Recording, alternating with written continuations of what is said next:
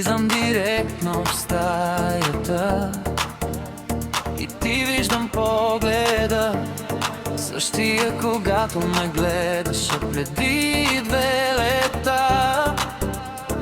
Помниш ли ми парфюма още? И искаш ли да си с мене нощем? Беше толкова красива, точно преди година. Изкарваше кинти на морето и забрави за момчето, което толкова се влюби не в тялото ти, а в ушата ти, ума ти.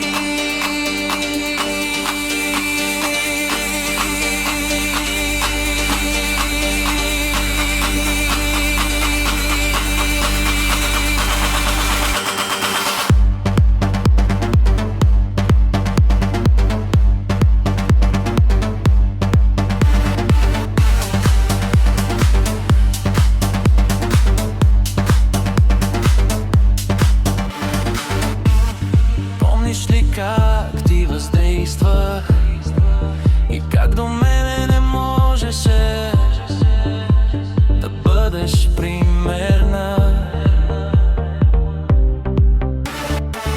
Само аз пробуждах в тебе тази дива жена, която после с мен беше фада. Ела по-близко, искам да усетя аромата ти, на сладкото червило, да прокарам пръсти през косите ти, да вкуся устните ти сладки.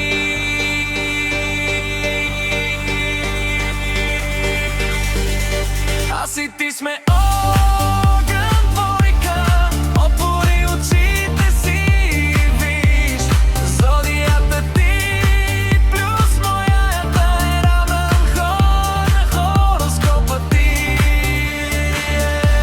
Момиче, пак ще си в мислите ми, но преди това ще те имам отново между всички тези редове. Аз и ти знаем какво усещаме.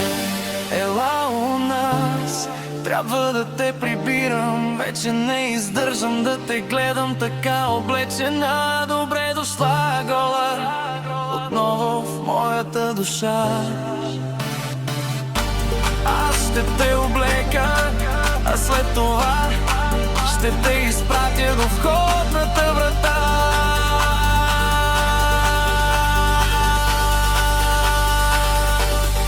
Аз и ти сме огън, двойка, съдба, която не мълчи.